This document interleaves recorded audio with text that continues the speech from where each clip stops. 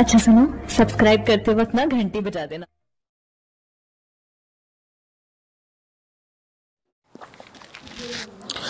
Hello friends, कैसे हैं आप सभी। आपका हमारे YouTube channel chemistry point by doctor CV sir में स्वागत है। आज हम आपको हेलोएरिन का पार्ट नंबर 4 पढ़ाएंगे। Part number 4।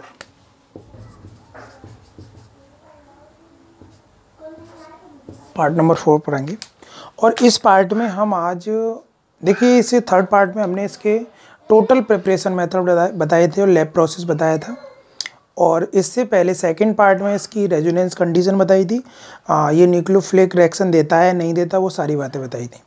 और इस पार्ट में आज फिजिकल एंड केमिकल प्रॉपर्टीज़ की बात करेंगे। आज पुनः तुमसे एक बात दोबारा कहूँगा कि इस चैनल को आप ज़्यादा से ज़्यादा शेयर, सब्सक्राइब, लाइक करें और कमेंट बॉक्स में ज़रूर बताया करें कि आपको कैसा लग रहा है।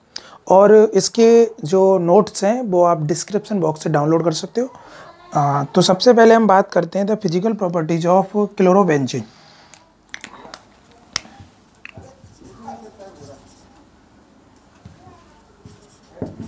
Physical properties of chlorobenzene. Chlorobenzene बोलें तो हेलोएरिन, इसका फॉर्मूला है C6H5Cl और शॉर्ट में बोल देते हैं ArX, हेलोएरिन। ठीक है, सबसे पहली बात बताऊंगा मैं, इसका पहला पॉइंट, ये कैसी होती है? It is colourless. ये होती है, इट इज कलरलेस, यह रंगहीन होती है। कैसी होती है? रंगीन होती है। मैं दूसरे पॉइंट की बात करूं, इट इज स्मेलिंग, इसमें से सुगंध आती है। इट इज स्मेलिंग, यह सुगंधित होती है, सुगंध युक्त। ये कैसी होती है? सुगंध युक्त होती है। अगर मैं इसके तीसरे पॉइंट की बात करूं, it is not soluble in water. It is not soluble in water, मतलब यह जल में घुलती नहीं है, जल में घुलती नहीं है। ठीक है, और but soluble in organic compound, soluble in organic compound as ether and alcohol, ether and alcohols। ठीक है, तो ये soluble किस में होती है? मतलब यह ईथर और अल्कोहल में घुल जाती है। अगर हम बात करें, अभी हमने बताया कि यह वाटर में जो है, ये वाटर में घुलता नहीं है। Benzene, chlorobenzene in not soluble in water but soluble in organic compound, यह यानी कार्बनिक यौगिकों में घुल जाती है जैसे ईथर एंड अल्कोहल। अगर हम नेक्स्ट पॉइंट की बात करें, it is boiling point, it is boiling point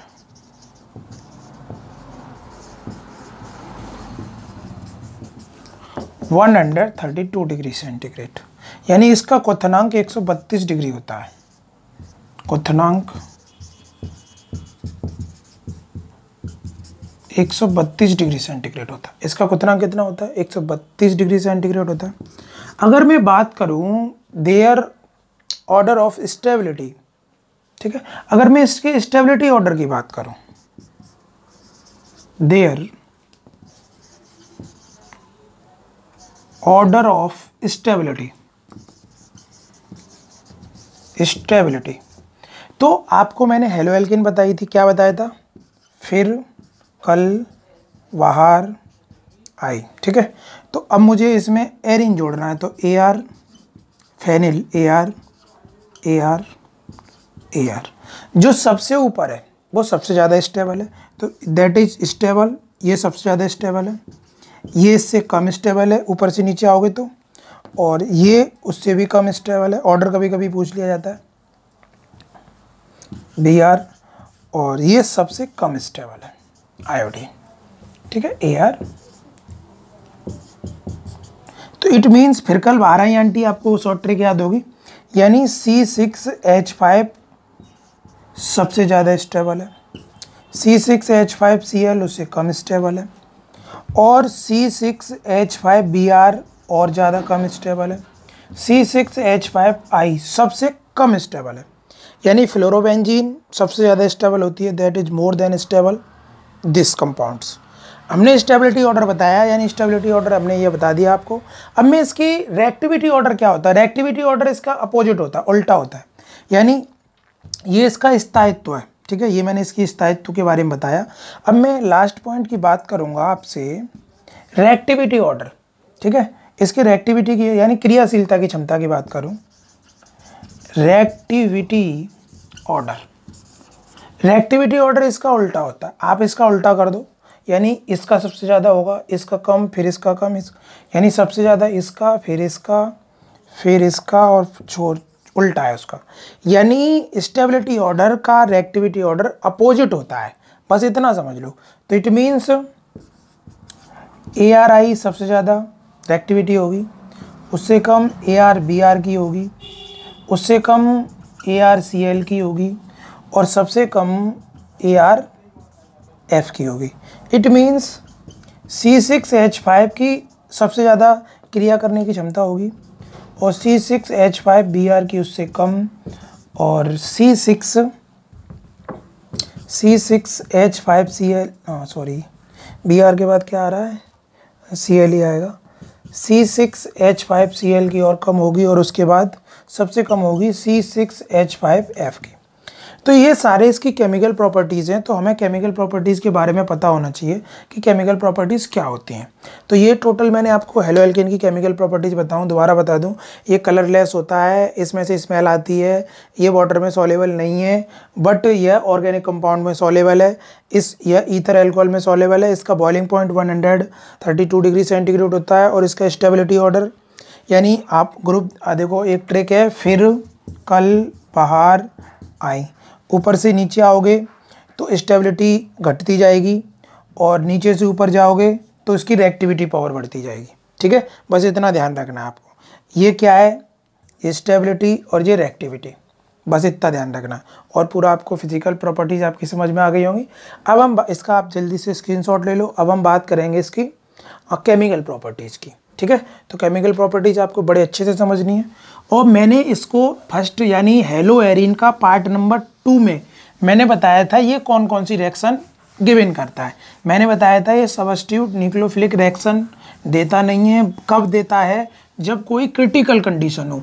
मैंने आपको रेजोनेंस स्ट्रक्चर में बताया था ये रिएक्शन क्यों नहीं देता, क्योंकि जो क्लोरीन जुड़ा होता है बेंजीन रिंग से, उस पर पार्शियल डबल बॉन्ड होता है, और पार्शियल डबल बॉन्ड होने के कारण जिस कार्बन पे पार्शियल डबल बॉन्ड होता है उसकी स्टेबिलिटी ज़्यादा होती है, और वो क्लोरीन को इलेक्ट्रॉन देने से मना कर देती है।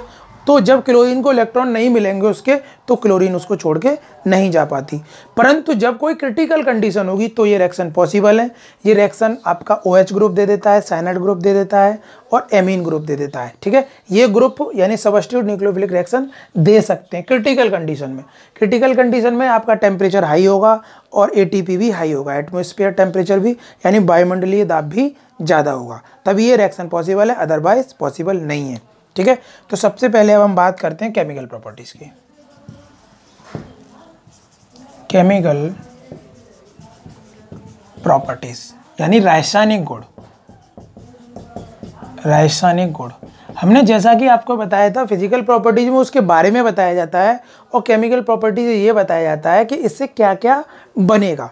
तो देखिए, इसकी केमिकल प्रॉपर्टीज को 2 भागों में डिवाइड किया गया है, 2 पार्ट्स में, 2 पार्ट्स, यानी इसकी केमिकल प्रॉपर्टीज को कितने सेक्शन में बांटा है, 2 पार्ट में बांटा है। हम सीधा सीधा बोल सकते हैं केमिकल प्रॉपर्टीज में बी डिवाइडेड इनटू 2 कैटेगरीज। हम सीधा सीधा बोल सकते हैं केमिकल प्रॉपर्टीज में बी डिवाइडेड इनटू 2 पार्ट्स, ठीक है। यानी इसके रासायनिक गुणों को 2 भागों में बांटा गया है। हम बोल सकते हैं केमिकल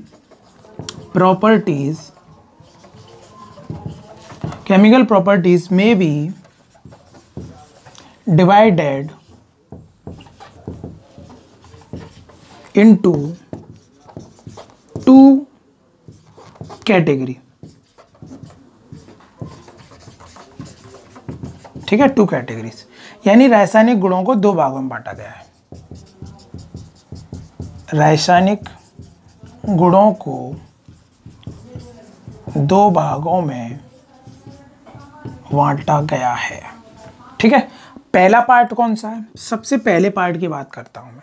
सबसे पहला पार्ट है reaction of C bond C bond, ठीक है।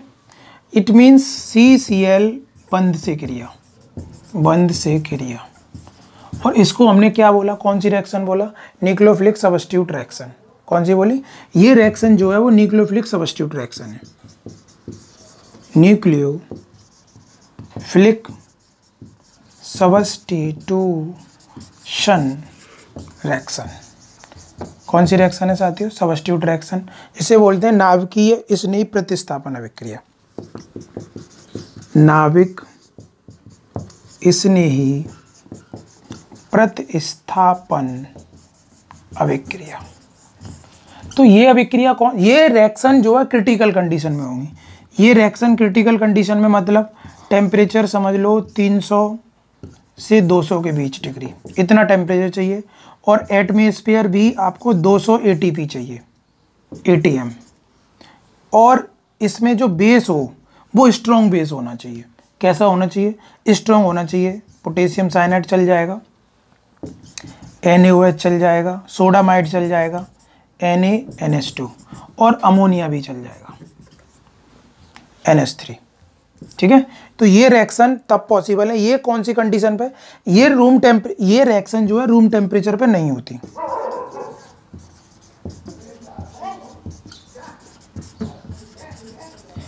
रूम टेम्परेचर पर not possible.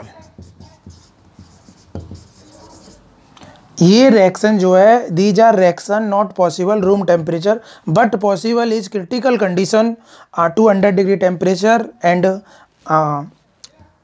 300 degree temperature and atmosphere 200, and जो हमें जिसके साथ हमें जो न्यूक्लियोफाइल चाहिए वो न्यूक्लियोफाइल कैसा होना चाहिए?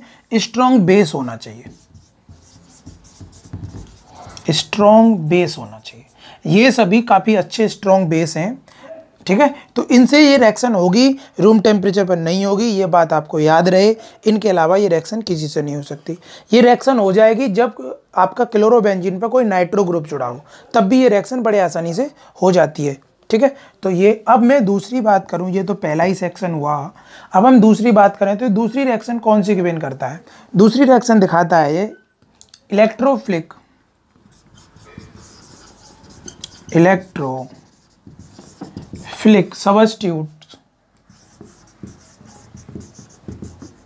Substitutions reaction.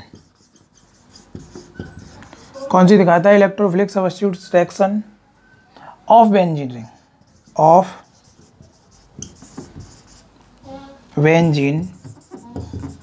रिंग, यानी electrophilic substitute reaction of benzene ring, यानी बेंजीन रिंग में प्रतिस्थापन अभिक्रिया। बेंजीन रिंग में प्रतिस्थापन अभिक्रिया। तो वी नो दैट, जैसा कि हम जानते हैं कि हमने आपको पूरा बताया, ये क्रिटिकल कंडीशन में न्यूक्लियोफिलिक रिएक्शन देगा और बाद बाकी तो सारी रिएक्शन है बेंजीन रिंग से होंगी। जैसा कि हमने आपको हेलोएरिन में बताया था, जब भी कोई कंपाउंड डायरेक्ट बेंजीन रिंग से जुड़ा होता है तो उसे न्यूक्लियोफिलिक बोलते थे। और साइड 2 हेलोएरिन हमारे 2 टाइप्स के थे, एक साइड चेन था, एक बेंजीन रिंग से जुड़ा हुआ था, वो था जिसे न्यूक्लियोफिलिक हैलाइड बोला था हमने, ठीक है। जैसा कि आपको पता है, इसका आप जल्दी से स्क्रीनशॉट लो और मैं आपको फर्स्ट रिएक्शन बताऊंगा। ये पूरा आपको बड़े अच्छे से पता होना चाहिए, जैसे कि आपकी केमिकल रिएक्शन बहुत अच्छे हो जाए। स्क्रीनशॉट ले लिया। तो हमारा जो हमने बताया अभी, ये न्यूक्लियोफिलिक सब्स्टिट्यूट रिएक्शन कब देंगी, और मैंने रेजोनेंस कंडीशन में आपको बताया था कि इसकी रेजोनेंस कंडीशन जो कहाँ कहाँ पॉसिबल होती है वो आपको पता है। और रेजोनेंस कंडीशन नहीं पता हो तो एक बार देख लेना, मैं रिएक्शन पे भी बता दूंगा दोबारा, आप टेंशन ना लें, बट रेजोनेंस कंडीशन जरूर देखना इसकी। इसमें -I इफेक्ट और +M इफेक्ट होने के कारण ये रिएक्शन नहीं देते। और आई इफेक्ट और एम इफेक्ट पढ़ने के लिए मैं अलग से वीडियो बनाऊंगा, उसमें देखना बट मैंने नोट्स में लिख दिया है पूरा। तो सबसे पहले हम बात करते हैं फर्स्ट रिएक्शन की। कौन सी रिएक्शन की बात करते हैं? Nucleophilic substitute reaction. Nucleophilic substitution reaction. Nucleophilic substitute reaction का इट मीन्स मतलब क्या होता है? नाभिक स्नेही प्रतिस्थापन अभिक्रिया। नाभिक स्नेही प्रतिस्थापन अभिक्रिया, यानी न्यूक्लियोफिलिक सब्स्टिट्यूशन रिएक्शन का मतलब होता है नाभिक स्नेही प्रतिस्थापन अभिक्रिया। मैंने बताया ये रिएक्शन रूम टेम्परेचर पर नहीं होती, रूम टेम्परेचर पर not possible.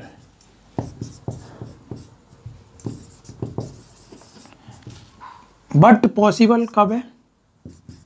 But possible critical condition, critical condition. But कहाँ पे कंडीशन है? Critical condition. और क्रिटिकल कंडीशन क्या कब होगी? स्ट्रॉन्ग बेस होना चाहिए, स्ट्रॉन्ग बेस चाहिए, और स्ट्रॉन्ग बेस में आपका NaOH चलेगा, NH3 चलेगा, KNH2 चलेगा, सोडामाइड चलेगा। ठीक है, ये स्ट्रॉन्ग बेस है। और जो टेम्परेचर चाहिए वो 300 डिग्री से 200 डिग्री तक चाहिए, और ATP जो चाहिए ATM वो 200 से 50 के आसपास चाहिए। ठीक है, इतना चाहिए। ये है इसकी क्रिटिकल कंडीशन। जब ये क्रिटिकल कंडीशन में होगा तभी ये कौन सी रिएक्शन गिवन करेगा? SN, अदरवाइज नहीं करेगा। ये बात आपको याद रहे। तो इन रिएक्शनों में सबसे पहली मैं रिएक्शन आपको बताऊंगा डॉब रिएक्शन। बहुत इंपॉर्टेंट है, नेमिंग रिएक्शन है। मैंने बताया था नेमिंग रिएक्शन के लिए अलग से जितनी भी अब तक हेलो एल्केन हेलो एरिन में जितनी भी आई हैं उन्हें एक साथ नोट कर लो, जिससे कि नेमिंग रिएक्शन बहुत ज़्यादा इंपॉर्टेंट होती हैं, और अलग से पेज पर लिखते चलो इन्हें। डॉब रिएक्शन, डॉब अभिक्रिया। कौन सी अभिक्रिया? डॉब अभिक्रिया। डॉब अभिक्रिया क्या होती है? डॉब अभिक्रिया बहुत सिंपल सी बात है। अगर हम स्ट्रॉन्ग बेस NaOH ले लें और क्लोरीन से रिएक्शन करा दें, और यहाँ पे टेम्परेचर 300 डिग्री सेंटीग्रेड हो और एटमॉस्फेयर जो है वो 200 हो, तो इस रिएक्शन में हमें क्या प्राप्त होता है? फिनॉल बनता है। और इस रिएक्शन को ही हम क्या बोलते हैं? डॉब रिएक्शन। सिंपल सी बात। यानी इस रिएक्शन के लिए आपको क्या चुनना है? आपको क्लोरोबेंजीन लेनी है, और क्लोरोबेंजीन की reaction NaOH that is strong base. और मैंने बताया था ये रिएक्शन तभी पॉसिबल है जब क्रिटिकल कंडीशन हो। तो क्रिटिकल कंडीशन के लिए मैंने ऑलरेडी तुम्हें बात बता दी। तो टेम्परेचर कितना लेना पड़ेगा? 300। अब ATP कितना होना चाहिए भाई? 200, ATM 200। तो अब क्या होगा? ये यहाँ से हैलोजन, अब ये कार्बन जो है इसको अपने इलेक्ट्रॉन दे देगा और ये चलता बनेगा, और OH ग्रुप यहाँ जुड़ जाएगा। और तो NaOH क्या बन गया? NaCl। तो यहाँ बन जाएगा C6H5OH plus NaCl। It mean समझे जरा, C6H5 bond Cl plus NaOH, तो ये आपस में रिएक्ट हो जाएगा, और ये बॉन्ड जब यहाँ से ब्रेक होगा तो ये बॉन्ड इस जगह जुड़ जाएगा। तो सेम कैटलिस्ट, तो क्या बनेगा? C6H5OH plus NaCl that is phenol. इसको क्या कहते हैं? फिनॉल। अब अगर मैं बेंजीन रिंग की बात करूं इसी रिएक्शन की, that is benzene ring. Reaction एक ही है, मैं बेंजीन रिंग की बात करूं तो यहाँ पार्शियल डबल बॉन्ड होता है, इसीलिए ये डायरेक्ट रूम टेम्परेचर पर रिएक्शन नहीं होती, जैसा कि मैंने रेजोनेंस कंडीशन में बताया था। और भी बताया था इस पर sp2 हाइब्रिडेशन होता है, और हेलो एल्केन में sp3 होता था। तो अब टेम्परेचर वही सेम फंडा सारा, तो यहाँ बनेगा फिनॉल। यानी डॉप प्रोसेस एक फिनॉल बनाने का एक अच्छा प्रोसेस है। That is clear. Dow's reaction में क्या होता है? इट इज डॉप प्रोसेस, यानी इस अभिक्रिया में in this reaction chlorobenzene react with sodium hydroxide in temperature 200 degree centigrade and atmosphere temperature 200 is formed phenol and salt. It's called Dow's reaction. यानी जब क्लोरोबेंजीन की क्रिया कास्टिक सोडा के साथ 300 डिग्री ताप तथा वायुमंडल दाब यानी प्रेशर 200 होगा, तब हमें फिनॉल प्राप्त होता है। इस क्रिया की क्रियाविधि को हम क्या कहते हैं? डॉबेक क्रिया कहते हैं। इसका फटाफट से आप स्क्रीनशॉट लो, मैं नेक्स्ट रिएक्शन बताऊंगा आप। ओके, समझ में आ रही है ना बात? ठीक है, ये सब में आपको यही चीज़ें प्राप्त होंगी। ये डॉब रिएक्शन हो गई। अब स्ट्रॉन्ग बेस से ही मैं इन्हीं रिएक्शनों को पॉसिबल कराता हूँ। नाम तो मैं बताता चलूँगा। अगर मैं यहाँ पे सोडामाइड ले लूँ, C6H5Cl प्लस सोडामाइड का फॉर्मूला होता है NaNH2। क्या होता है? NaNH2। और इसमें लिक्विड NH3 हम प्रेजेंस लेते हैं, और यहाँ का जो टेम्परेचर है वो 200 और 50 जो है वो ATM यानी प्रेशर होता है। तो सेम कंडीशन NaCl निकल जाएगा, क्योंकि क्रिटिकल कंडीशन पैदा कर दी तुमने इन्हें लगाकर।